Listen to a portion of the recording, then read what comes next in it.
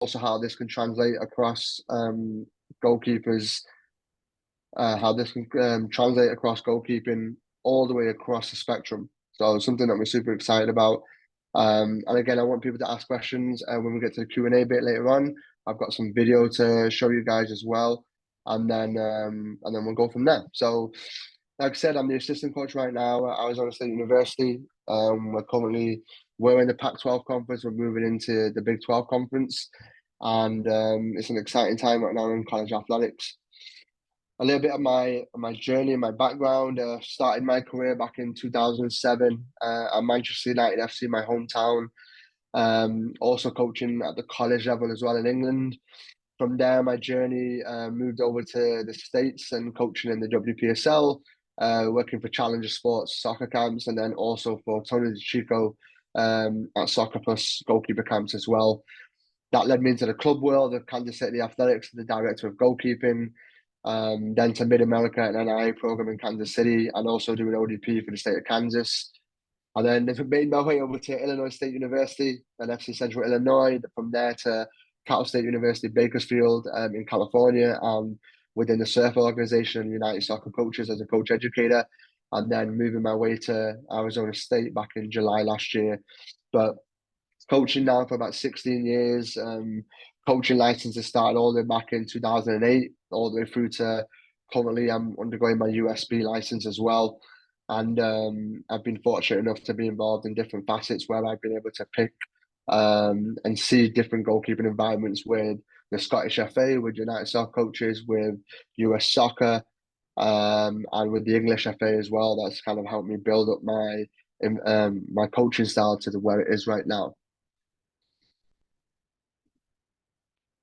So one of the biggest themes that's going to kind of go through this presentation is trying to get goalkeeper coaches to begin to see how goalkeeping's evolved over the years, and also how the typical goalkeeper session can be very, very technically heavily focused. And a lot of times when you see goalkeeper sessions, they are 60 to 80%, sometimes 90% of the session is technical development. And then we might only spend 10 to 20% of the session actually allowing the goalkeeper to be a decision maker. And the reality is that goalkeepers need to be better decision makers. And for that to happen, they need to spend a bit more time on it during training. And the way I build up my goalkeeping sessions is pretty 50-50, where we might spend about 40 to 50% of the session on technical development and then 40 to 50% of the session on decision making. And now for me, that's the way I built my sessions, working with the U8, the U9, the U10 goalkeeper, all the way through to the college goalkeepers. Because I believe even at the younger ages, yes, there's a need for technical development because they're trying to hone up, how to catch a ball, how to dive, etc. But how can they implement those into the game? It only happens if they're allowed to be able to make decisions and kind of reach into that goalkeeping toolkit that they have to then move that from the training field to the game field.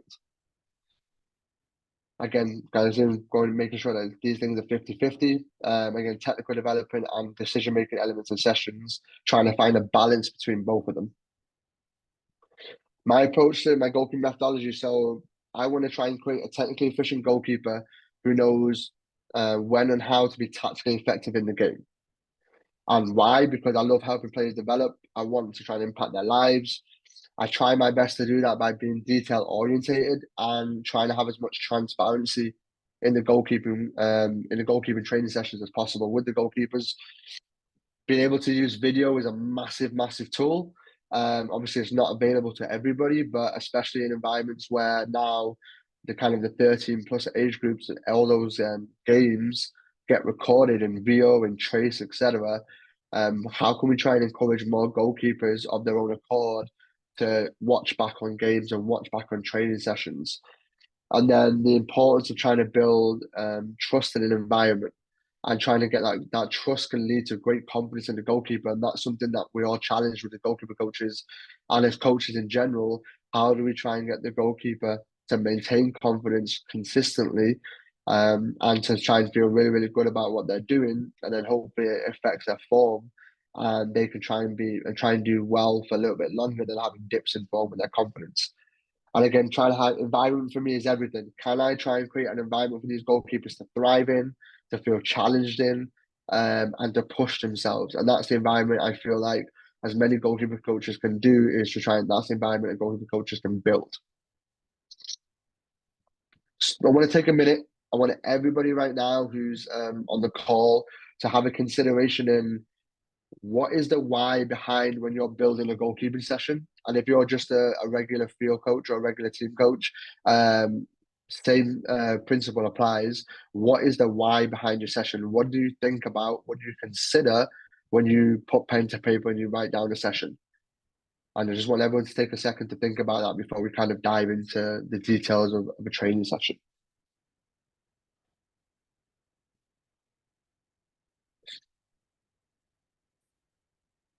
These are some of the things that I start to consider when I'm trying to build a session. Having a topic in mind and trying to stick to the theme of a session as much as possible so I can develop the goalkeeper's technical and then the decision making. Sometimes you'll watch a training session where you might have, hey, let's do a high ball here for deal with a cross, then let's do it with a shot, then let's do it with a 1v1. Sometimes for the younger goalkeepers, especially, that can be very, very confusing because those three actions don't correlate in the same moment in the game. So it's a really, really considerate moment that, hey, are we actually thinking about a theme in the training session? And how is that goalkeeper translating that in their mind to then link that? So then when they're making decisions in the game, they have a thought process that makes sense to them. Being aware of the age that you have and the expectations that you have for your age group, and being realistic when it comes to serve. I had a great question at the convention where a goalkeeper coach described to me that when you're running a U10 goalkeeping session and the coach is the one who's making the serves and the goalkeepers are not making saves. And there's over and over again, they're conceding goals, they're not making saves. And I did ask the coach, well, hey, if you're a 35-year-old coach hitting balls at a U9, a U10 goalkeeper, how can you expect them to make saves? That's not the environment that they train in. That's not the environment that they play in.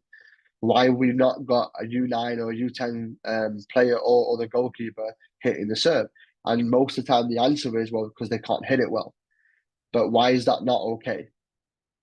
Because the reality is, when you're in a game environment with U9s or U10s playing games, that inconsistency or that the different types of serves or different types of shots are going to happen in that U10s environment. So why can we not let that happen in training as well? Why are we always in search of perfect? As just something to consider when you're having your training session, that if you're the one serving the ball all the time, that's not necessarily what the goalkeeper is going to see in the environment when they're playing. Asking the goalkeepers questions. Can we ask them questions and can we have some pre-written questions for your training session plan? I'll always have a couple of questions on my session plan for the goalkeepers to consider before we start training. And then there'll be some natural questions that will come out during the training session as well that I can help them try and guide them through to try and figure out some answers and problem solve. But consider, are you asking your goalkeepers questions during training that might help them explore what they're doing as a goalkeeper? Things don't go to plan. Can we be ready to adapt, either simplify and slow down the session or progress it? And then remembering goalkeepers build muscle memory, but sometimes we don't have to make technical robots and goalkeepers. Sometimes goalkeepers can do things so very well in their own unique way that sometimes we have to let that happen. I currently have a goalkeeper right now at the collegiate level who her technique when it comes to 1v1 moments, especially when it comes to, for example, a block save, is very different to the way I typically coach it. But she's very efficient at it. It works for her body and it works for the way she makes saves, and it also is consistent for her. So it's very difficult for me to try and convince her or show her a different technique when the technique that she uses, it might be unorthodox, but it does work for her. And that's what makes her a unique goalkeeper. So something to consider when you're working with your goalkeepers, if they're using a technique that works very well for them, why are we trying to change it when it does work very well for them? The session plan. So this is the way I would write out a training session plan. It comes in 4 parts. The activation piece is sometimes can be a bit of a buzzword for goalkeepers warming up. For me, it's not. For me, the warm up in terms of a jog, a stretch, etc., happens before the activation, and then we get into the activation part of the session, the announced part of the session, the unannounced part of the session, and then the live and game portion of the session. And we're going to go through each part of the session, moving to the next side of the presentation. Another piece that works quite well for me currently, and I've done this now with my club goalkeepers and my college goalkeepers, I will write out a training session plan and I will put it in a plastic film and I will put it next to the post before we start training, because I want the goalkeepers to have a look at training session and have a really, really good idea of what's happening in training before we get started. And the reason why we do this is because I want the goalkeepers to have some transparency. And I really, really want them to know what's happening in the training session. It does relieve some of that anxiety before training begins.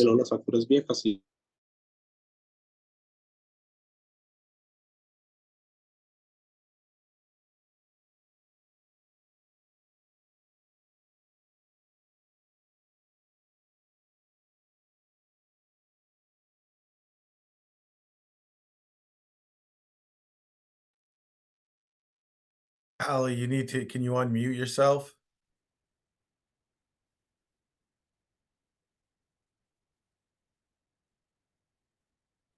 There you go. Can everyone hear me now?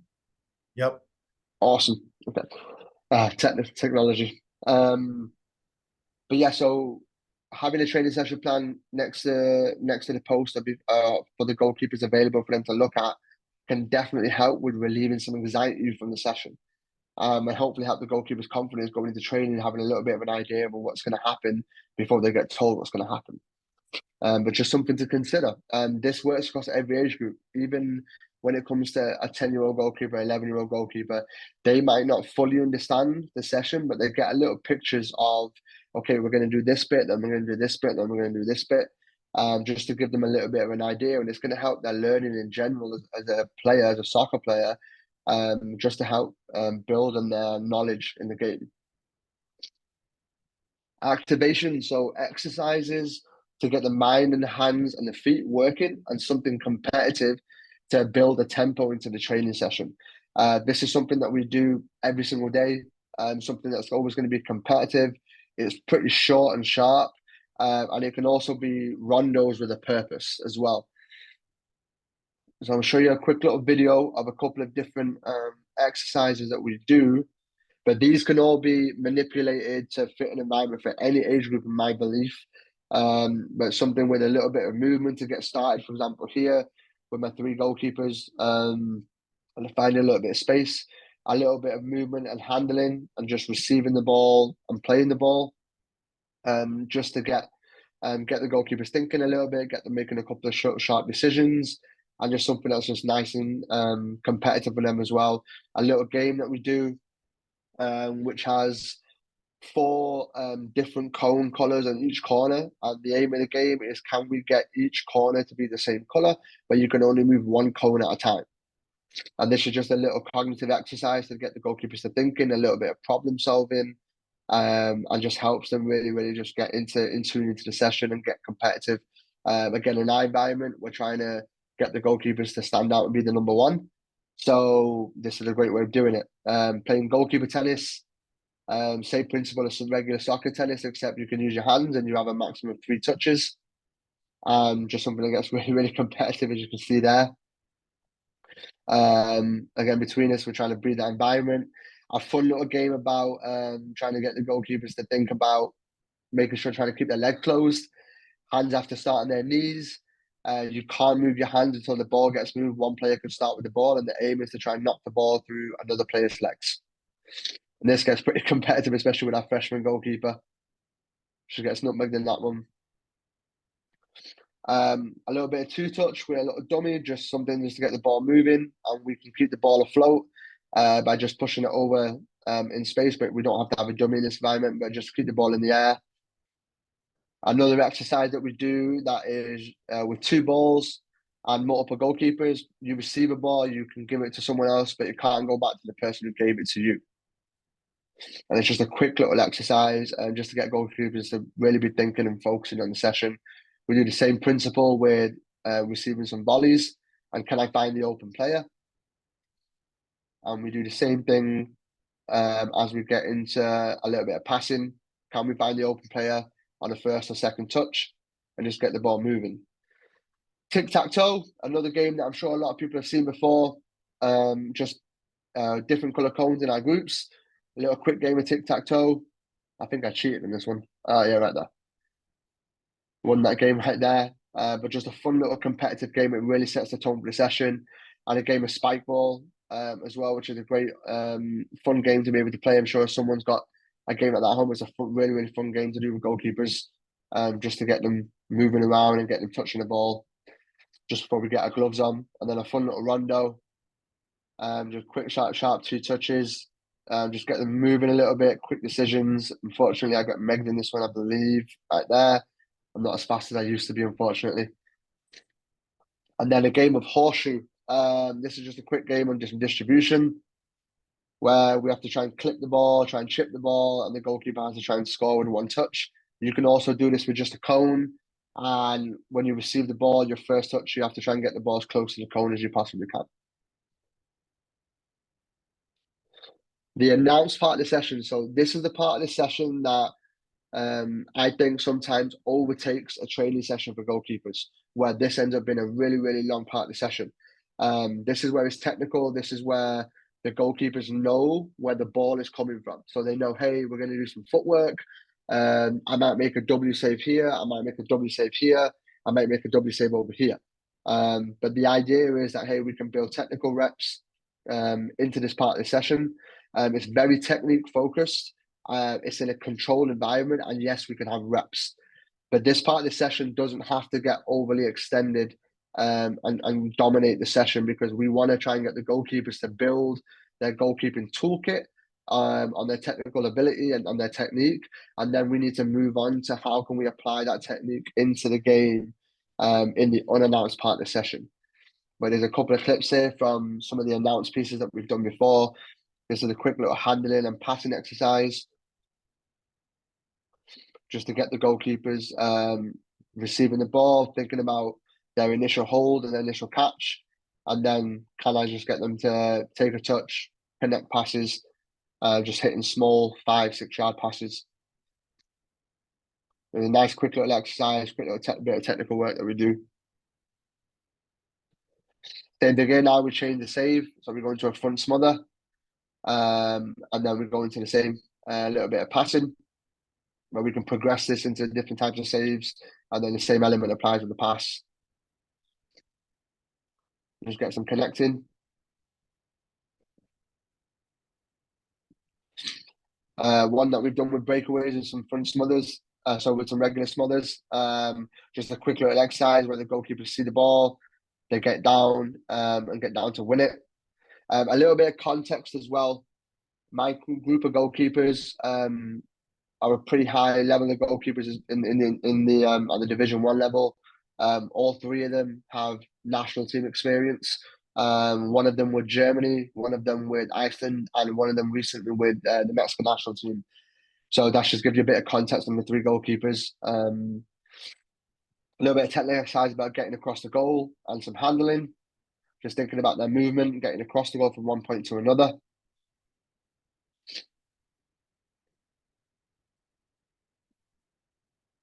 And again, progression in the save here. Getting them to really, really start thinking about, we're not going to be overly focused on the type of save that we're making. Sometimes we might have to make a different decision. And we just change up the footwork as well, just to get them to get them moving, going from one point to another again.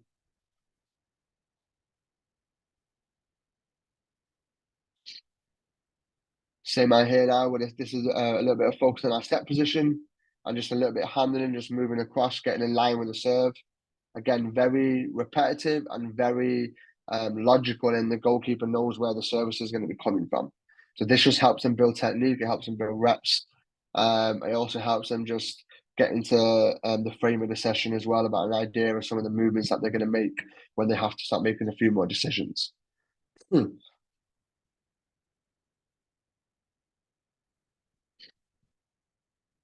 This goes into a little bit of high balls as well now. Again, just getting them to make some contact, get off the ground, get their knees up, going into a very simple exercise, and just get some going.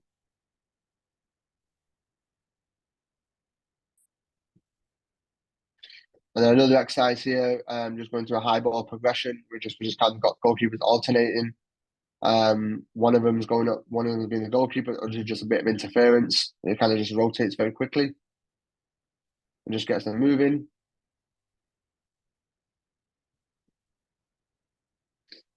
So hopefully this gives a little bit of an idea of what we mean by when we say an announced part of the training session.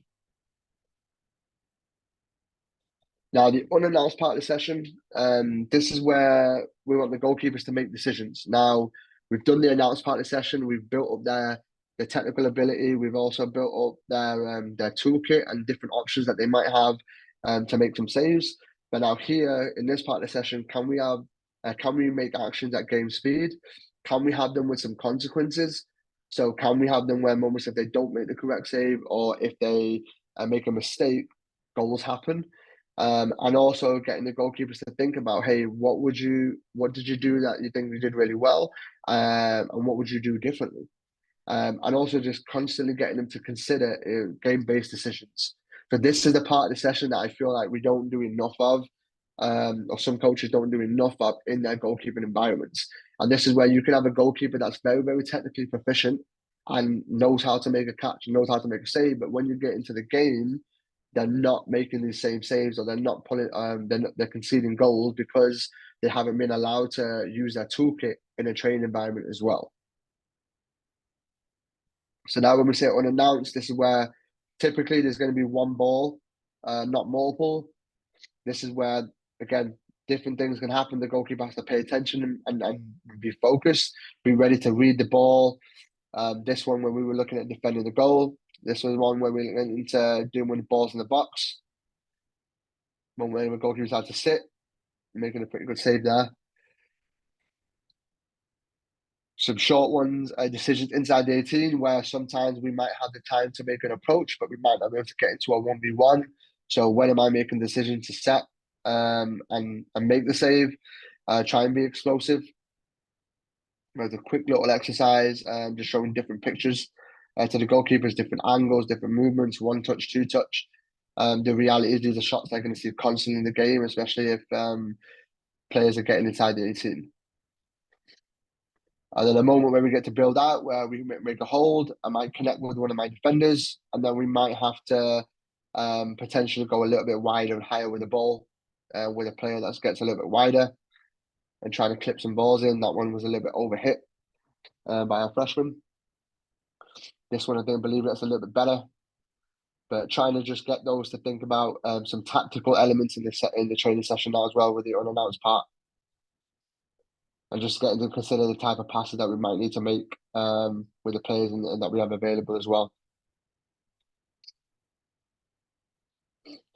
And another one now with a little bit of chaos in the box. This is where we go from a out of possession to an in possession to an out of possession moment, and we have to make decisions. And ideally, we're making decisions a little bit earlier than the striker might. The striker might not have enough time to make decisions. So can we try and shut them down quickly and earlier? And this is where we can have consequences as well if we don't parry the ball in the correct area, if we don't hold it.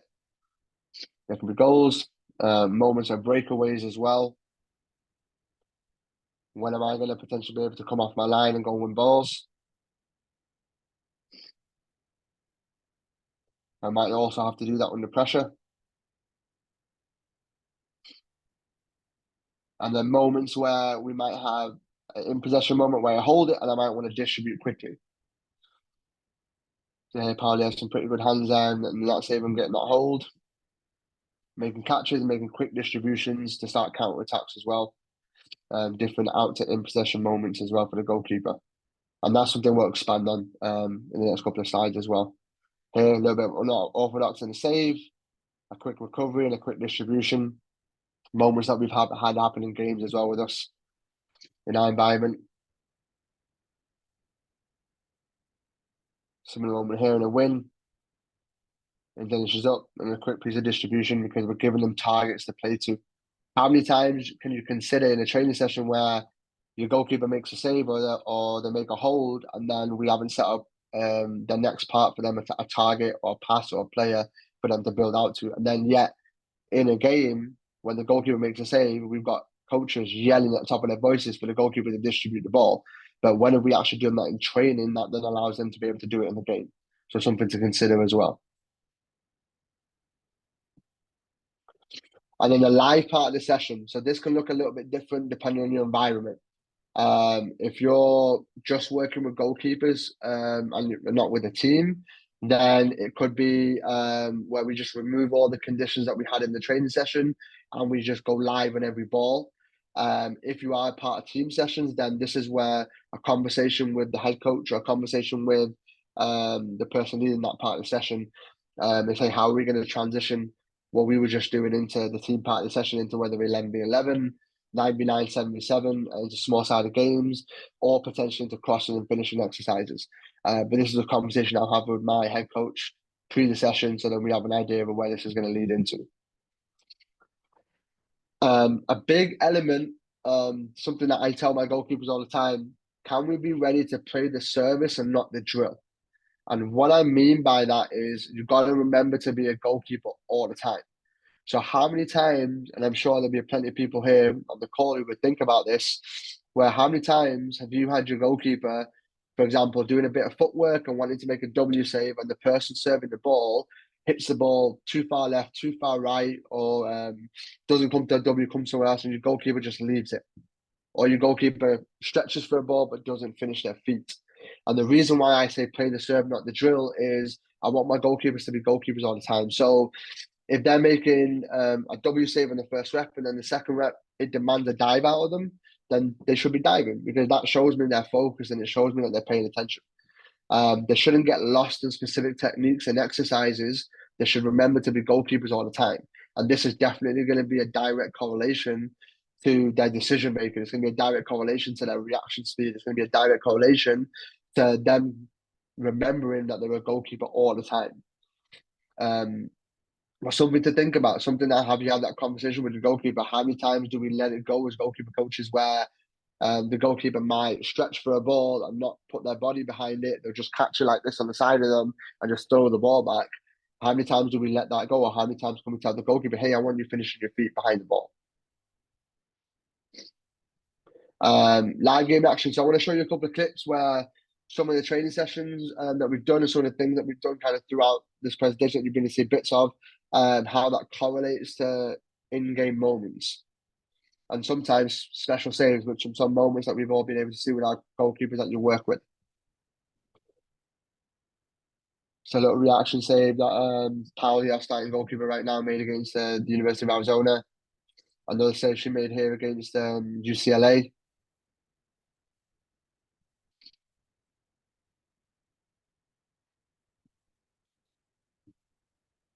Another save here that she made in a nice hole she made here as well against Riley Turner, who's at NWSL draftee, sorry.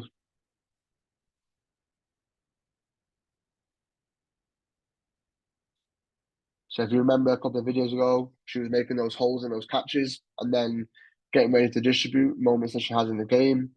Reaction save she makes here after a late deflection. But just kind of giving you guys an idea of how the correlation can lead to these moments in the game. This is a cutback save.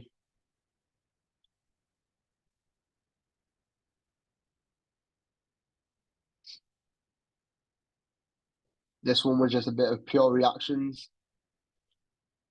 Came off the defender's knee, about 2 yards out of goal.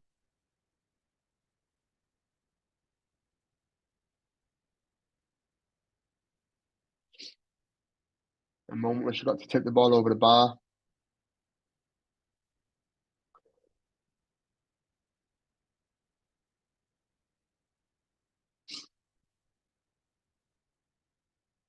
There's another save here, just getting Stanford in a 1v1 moment. Again, reactions here. He's pushing the ball onto the bar.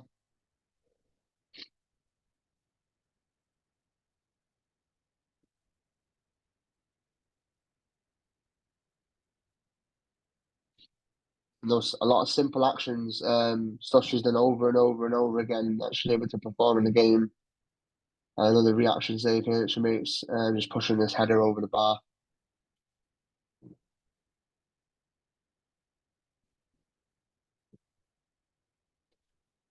So some game models. So when we are considering planning a training session for the goalkeepers, are we thinking about what area of goalkeeping that they are dealing with? So are they defending the goal, which is typically in and around the 6 yard box on the goal? Are they defending the area or are they defending the space? I'm sure we've all heard that term before where you have your coach yelling to your goalkeeper, um, why did you not get that? It's inside the 18. And some people forget how big the space of the 18 is. And this is something that goalkeeper coaches should always consider. When I'm planning out my training sessions, am I defending the goal? I'm asking the goalkeeper to defend the area. So I'm not really necessarily going to be making shot stopping moments, but it might be moments where I have to come out and win the ball. And am I defending the space? Moments where I have to leave the 18 either to go win a ball or organizationally, am I defending the space by making sure my back line is organized constantly?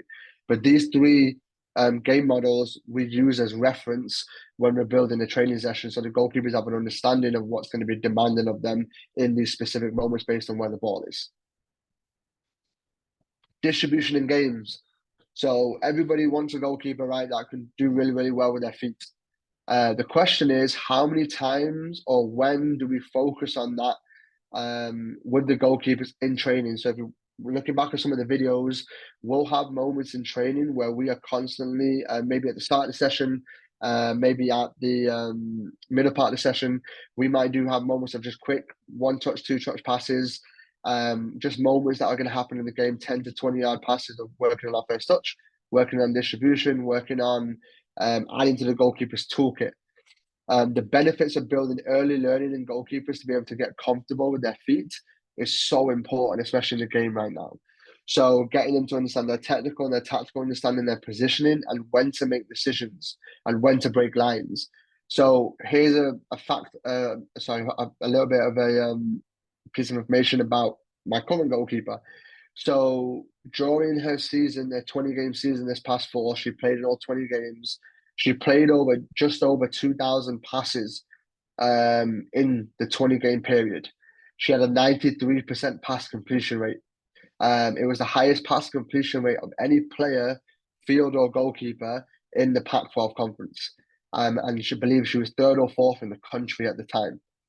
Of that, 80% of the passes that she made were between 5 and 20 yards. They were not anything more than that for that 80%. So she was just constantly working on making those short, sharp passes and making sure that they connected and they were completed.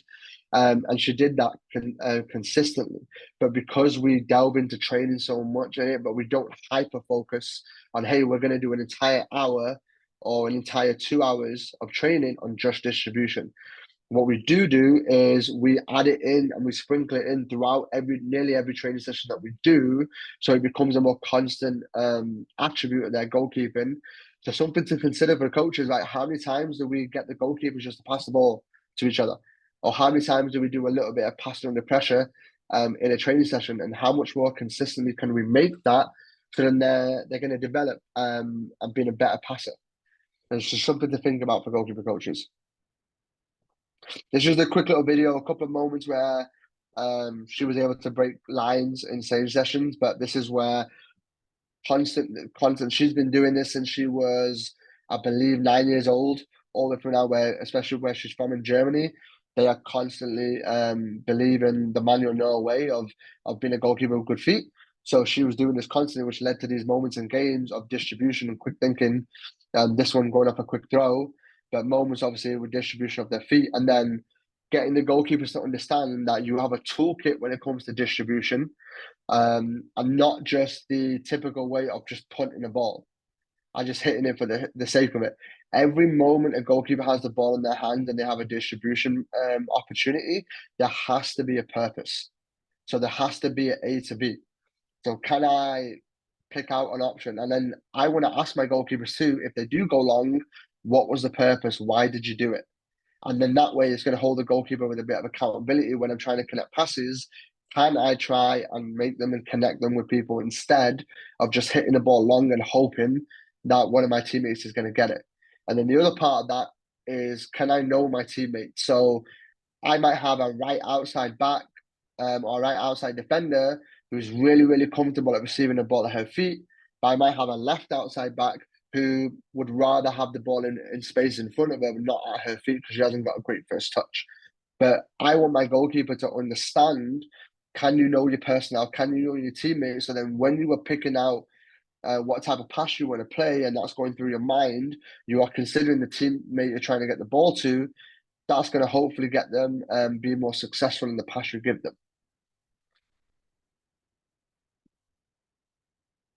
And now going into in possession versus out of possession moments. So this is a big part of training. So when you're planning your training session, are you considering when the goalkeeper has the ball and when the goalkeeper doesn't have the ball? So this is a little flow chart of the way I look at it, where in possession might be making a save, holding the ball, receiving a pass. And then it goes into in possession moments where I'm going to have a supporting solution. I'm going to be aware of my opponent. I'm going to try and create some space. And then I'm going to have four options. Can I play around the opponent, through the opponent, onto the opponent, or playing beyond the opponent? When I don't have the ball and there's an out of possession phase of the game, can I be proactive in my prep? So can I be talking? Can I be communicating? Getting my back line organized? Can I be aware where the opponent is? Can I try and manage the space? And then what am I going to protect? Am I protecting the space, the area, or the goal? Which leads back to the game model I showed you guys a little bit earlier. And the reason why this is so important is when I'm doing a training session, are you considering when you're taking a shot at the goalkeeper and they make a save, why are we moving on to another rep in the unannounced part of the session? Why are we moving on to another rep with another save instantly when in the game, if I make a save and the goalkeeper holds the ball, they're now in possession? What would happen in the game? In the game, you would then be demanded to distribute the ball. So, can you consider that when you're in possession and the goalkeeper makes a save and holds the ball, are you putting out targets to encourage them to distribute the ball? So think about that when you plan your training. So think about the sessions that you've done before. How many times am I going to get the goalkeeper to actually have those moments that look like the game? And if I'm not doing that, that might be a correlation between why my goalkeeper doesn't play quickly, why my goalkeeper makes the correct or incorrect decision on where to pass the ball. So that's something that we've got to consider. It can't just be make a save, make a save, make a save, make a save. In an average game of football, it is extremely rare that a goalkeeper will make multiple saves in succession. And typically, a goalkeeper in a game moment, typically a goalkeeper is working for a maximum of 7 seconds.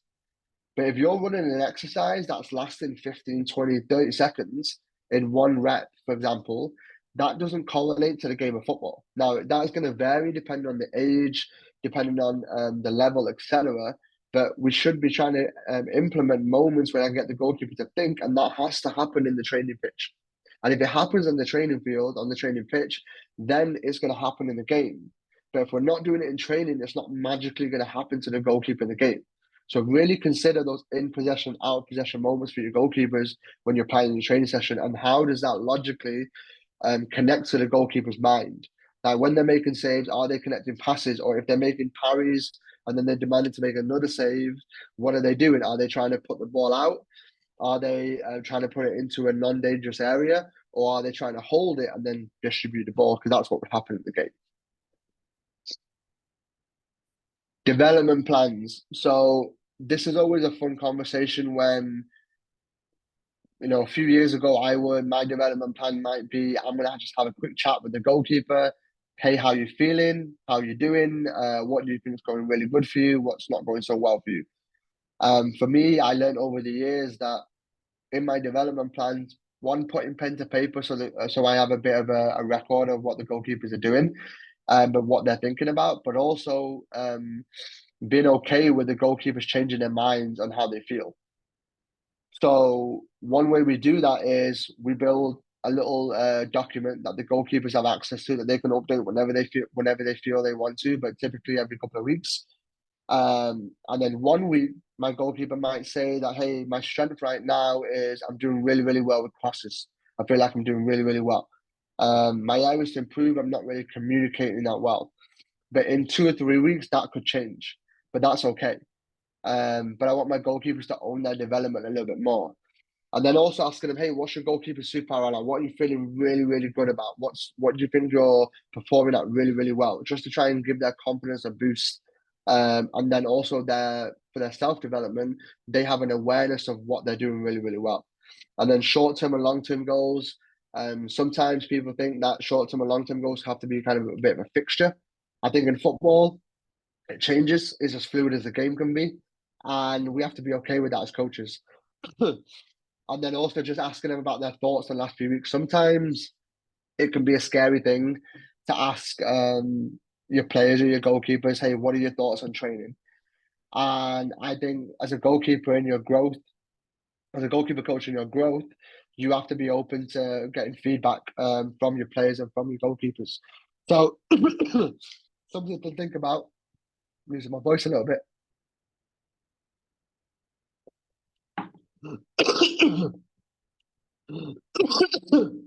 Pardon me.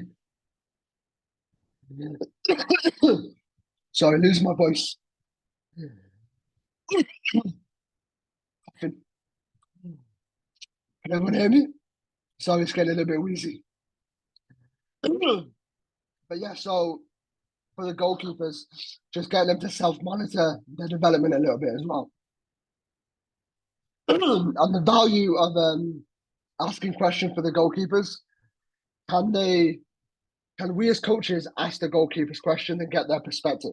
How often as a coach do you ask your goalkeeper what are they seeing and what do they feel like is happening in front of them? That's really, really important because sometimes we can dismiss goalkeepers because of their age or their experience about what they see. And we have to be okay as coaches to get that information from them. And that might manipulate the next training session. It might also correlate to what the goalkeeper sees is not necessarily what I see as a coach. And that's okay. And I might have to take that perspective on board because they might be seeing things a little bit differently. And that can definitely inform my coaching and my next session. I apologize. Voice is going a little bit. Just leading on to what I just said about hearing and listening to your goalkeepers, asking them questions, and this can build an environment of confidence for the goalkeepers. And this can lead to the goalkeepers recognizing and you as a coach recognizing when we might need more or less and when we might need to explain things further and articulate them, but also challenging the goalkeeper to explain what they see and why they're seeing it.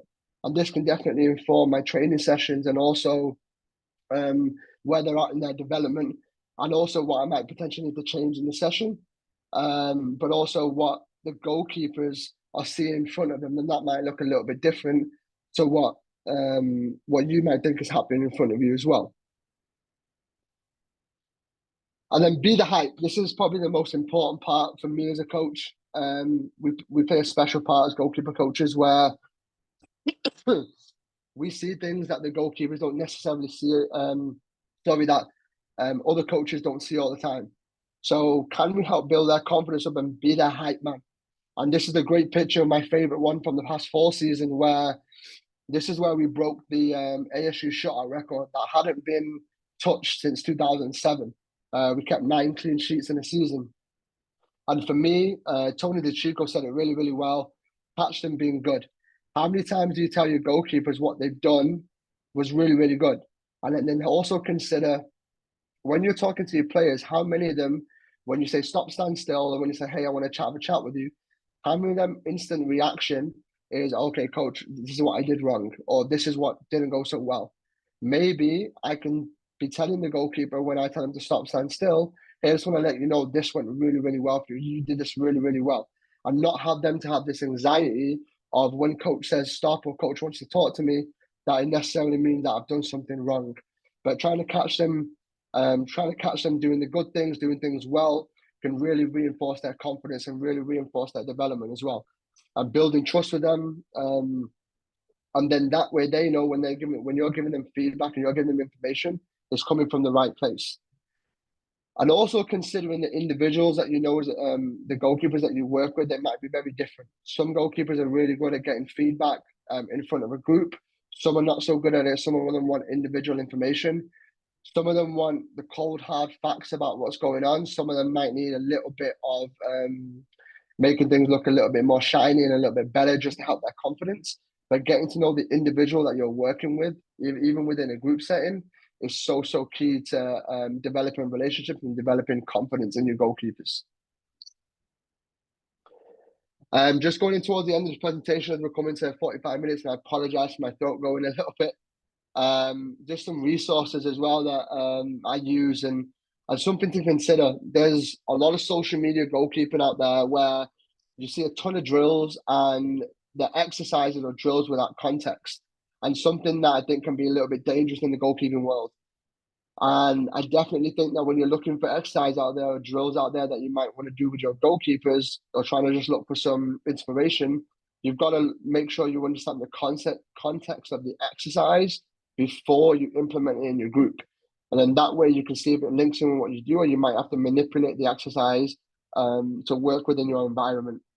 Some of the things that I've used before, the training ground platform with United Soccer Coaches, where they're going to be constantly monthly uploading training sessions, videos from coaches all over the country.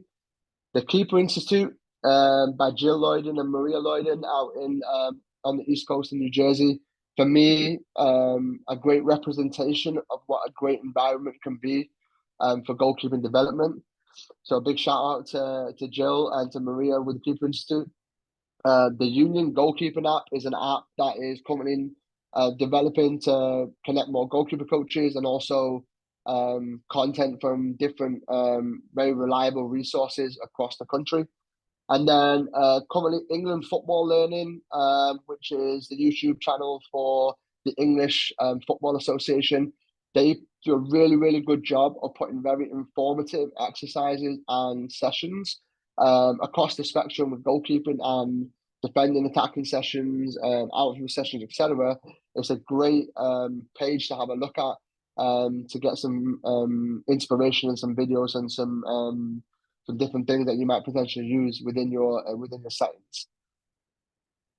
And then this is a little bit of self promotion as well, but I put out my content all the time. Some of you might have found me on there. Some of you might be on this call from some of the stuff that I put out there. But please connect with me. Reach out. I'm very fortunate that I have coaches reach out to me all the time, and I'm able to have great conversations. And also, it isn't just people asking me for ideas or things or whatever. It's vice versa. I've been able to network and build up my career so far because I reached out to people and I wanted to talk to people. And I encourage coaches to do it as much as possible because that's how opportunities come around, but that's also how you can get yourself into environments of learning and pick up things. And again, I believe all coaches are lifelong learners. And I think the best way to do that is to connect with other coaches and find ways to be able to have conversations. And then after this little bit, we'll have a Q&A. Like we'll chat a little bit. I know people are at lunchtime and people have things to do, and we can definitely have a chat in a couple of minutes. I'll be on this call for another 10 or 15 minutes, so I'll be happy to chat to people, ask questions, and just fire away and chat some goalkeeping. I just want to give a big thank you to Chris and to Arizona Soccer Association because they've been fantastic with getting this set up, and also with some of the stuff that Chris is doing across the state right now.